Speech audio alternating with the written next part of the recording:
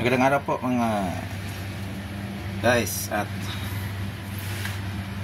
sa video ito ay mayroon po tayong lutuin na larang na panga ng mamsa. Yan. Ito po yung mga sangkap natin, ito po tayong marami na kamatis, itong luya, sili, mayroon tayong sinigang mix pang paasim, yung kamyas, gisaw natin sa ahos at saka ito sa sibuyas. Yan lang. Ito nakahanda na po yung mantika po natin. Kasalang na po siya at gigisa na po natin yan. Mamaya lang po guys at babalikan ko po kayo.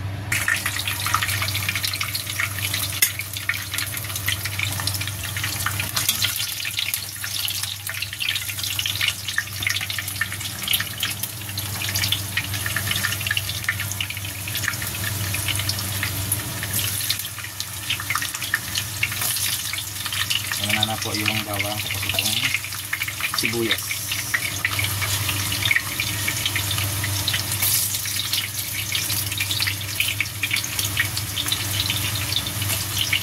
Madali lang po ito guys.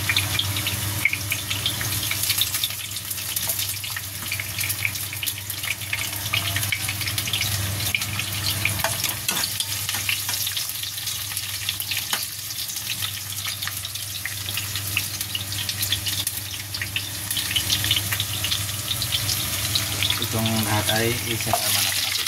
Yan. Isa na po natin para maluto siya. Para ano po yung katas niya. Maano dito sa sabaw. Para sasarap po yung sabaw guys.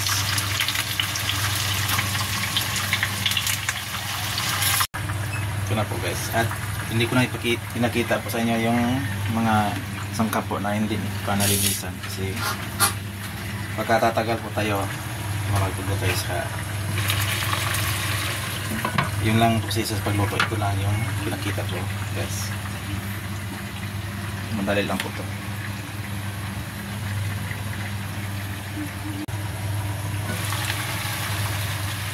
Ito po guys, lagyan na natin ng sabaw para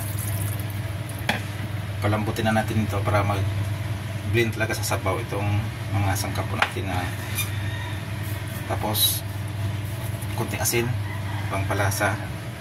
Tansyahin na lang yung tamang tama lang, hindi pa masyadong maalat at saka kunting maging sarap pang bawas na po ito yung kunti lang po siya. At ito na po guys at nasama ko na po itong dahon ng sibuyas, saka mambot na po itong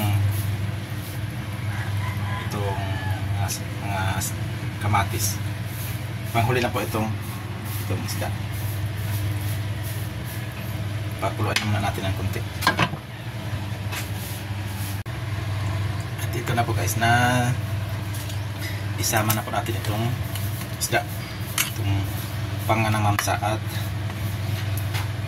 ito na yung hintayin po natin na maluto. Tapos pwede na po tayong kumain.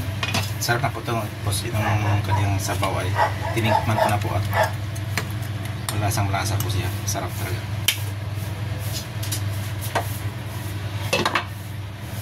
Kuluin na lang natin ito tapos okay na. Gana po guys. At ito na po guys yung ating larang na panga. Sarap po siya. Ayan po, malasang malasa. At hanggang dito lang po yung vlog po natin at maraming salamat po sa mga nagsubaybay at God bless po sa ating lahat. Kakain na po tayo guys.